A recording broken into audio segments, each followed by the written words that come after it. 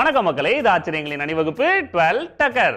நம்மளை காப்பாற்றுற நிறைய நல்ல விஷயங்கள் நம்மளை சுத்தி நிறையவே இருக்கும். ஆனா நம்ம அதை கண்டுக்க மாட்டோம். அதுல ஒண்ணுதான் கீழாநெல்லி. அதை பத்தின 12 டக்கரான தகவல்கள் உங்களுக்காக. கீழாநெல்லி அப்படிங்கிறது பிலந்தஸ் அப்படின்ற ஃபேமிலியை சேர்ந்தது.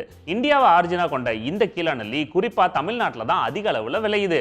நம்ம யாரும் பயிர் பண்ண தேவையில்ல, தானா விளையும். தானா விளையிறதுனால தான் அதை யாரும் நம்ம கண்டுக்கிறது இல்லை.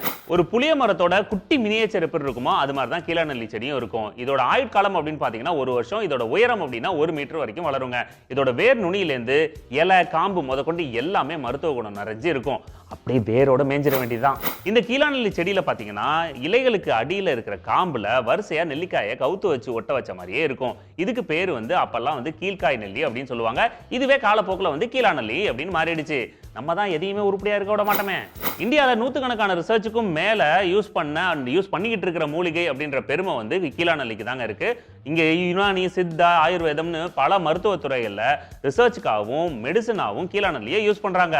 ஆளினால் அழகு கீழாநெல்லி. கீழாநெல்லி செடியில இருக்கிற இலைகள் அப்படியே புளிய மரத்துல இருக்கிற இலைகள் மாதிரியே இருக்கும். அதுதான் அடையாளம். இது வயல் வரப்பு, அப்புறம் நீர்நிலைகள், அப்புறம் தரிசு நிலம்னு எந்த இடத்துல வேணாலும் வளரும். அந்த செல்லத்தை பார்த்தீங்கன்னா அப்படியே வேரோட தூக்கிட்டு வந்துருங்க. கசப்பா இருக்கிற பாவக்காய், வேப்பிலை எல்லாம் லைன்ல நில்லுங்கடா அப்படின்னு சொல்ற அளவுக்கு கீழாநெல்லி கசக்குங்க. அதை அரைச்சி சாப்பிட்டோம்னா அவ்வளோ கசப்பா இருக்கும். அதுக்கு காரணம் அந்த இலையில இருக்கிற பிளாந்தின் அப்படின்ற வேதிப்பொருள் தான். ஆனா இந்த வேதிப்பொருள் தான் கீழாநெல்லிக்கு பவரை அதிகப்படுத்தி கொடுக்கறதே. பொட்டாசியம் அதிகமா இருக்கிற மருத்துவ குணம் கொண்ட செடிகள்லயே நம்பர் 1 கீழாநெல்லி தான். அதனாலதான் இது நிறைய நோய்களை குணப்படுத்துது. குறிப்பா மஞ்சக்காமாலைய அன்னையிலேருந்து இன்னைக்கு வரைக்கும் மஞ்சக்காமாலைக்கு இது சிறந்த மெடிசனுங்க.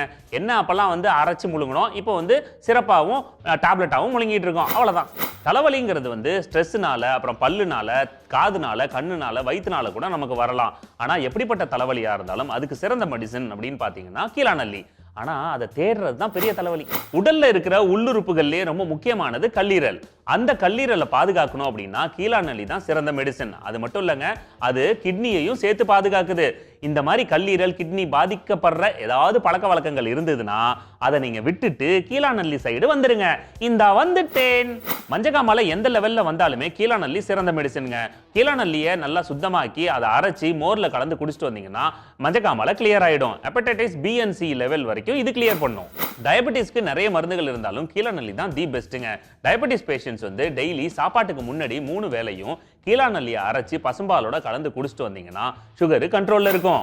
கீழாநெல்லியை இப்பெல்லாம் மஞ்சக்காமாலை, அப்புறம் டயபெட்டிஸ் இதுக்கு தான் யூஸ் பண்ணிட்டு இருக்கோம். ஆனா அந்த காலகட்டத்தில் நிறைய நோய்களுக்கு மருந்தா யூஸ் பண்ணிட்டு இருந்திருக்காங்க.